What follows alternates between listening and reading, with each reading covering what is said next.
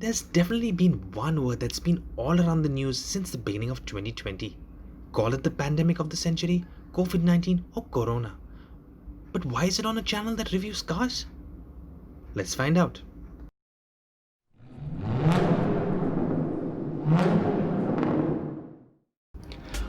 Well, today I'm going to share with you a fun fact keeping the word Corona and cars together. Do you know that there was a car named Corona and was manufactured by the very famous car manufacturer? Any guesses? Was it Mercedes, Nissan, Volkswagen, Toyota? Yes, you got it right. You all know Toyota as being one of the all-time great car manufacturers. But did you know they had a car named Corona? Yep, you heard it right. Toyota manufactured a car named Corona, and this compact car existed for close to 6 decades from 1957 to early 2001. This is one of their most popular cars of all time when it debuted in 1957. Wonder how it would impact sales if the car was produced to date. Throughout its existence, the Corona was a well-established brand under Toyota. You probably would have sat in one of these models. Let's take you down memory lane. The first generation of the Toyota Corona was produced roughly in the 1957 to the 1960s, and you can expect to see such design which had that typical curved frame. And this is a true classic. Second generation got a completely new design which has some close resemblance with the famous American car from Ford, the Thunderbird, and existed roughly around 1960s to 64. To compete with the newly designed Bluebird from Nissan, Toyota made a completely change to this model and gave it a modern facelift and offered it as a salon and a two-door soft top. I know some of you may find these designs dated, but keep watching as I have some added info right at the end which may excite you. This specific model now had a 2-liter engine, making it the most powerful than any of its predecessors, and offered a coupe and a salon segment.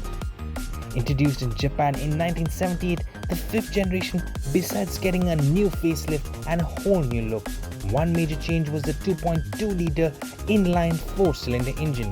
It maintained the standard front engine rear-wheel drive layout. This was the time another Japanese manufacturer showed tough competition with the launch of the Honda Accord.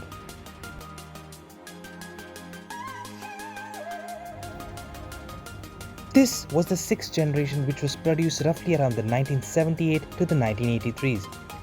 Changes with designs were constant to bring out the best and to stay competent.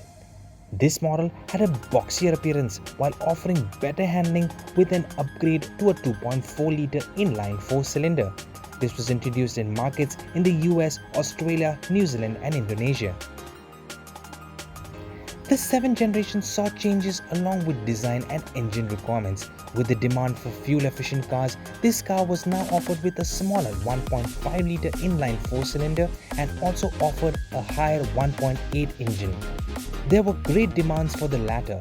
The 1.8-liter now offered a fuel injection and produced 115 horses. The 8th generation marked the 10 million sales of the Corona since it debuted in 1957. To celebrate this, Toyota built a limited production model to celebrate its success, called the Corona Super Roomy. It had 210 mm of wheelbase and was limited to 500 units. The 9th generation was definitely one of the most popular Coronas of all time and lasted from 1992 to 1998. You can see the change in design to be larger, heavier and have completely rounded aerodynamic shape of the 90s. This model was produced in the 1998s to 2001. This was the 10th and final generation which was produced for the last time. The looks are quite similar to the Toyota Camry. This was so popular that Toyota decided it would go ahead and create a new model with just the name Premio. So, that's the story of the Corona, Toyota Corona. As promised earlier, I have something interesting for you guys. Just in case you have loved any of the above designs or are interested in antique cars, I have a link in the descriptions in case you are in the UAE and you might be interested in owning one.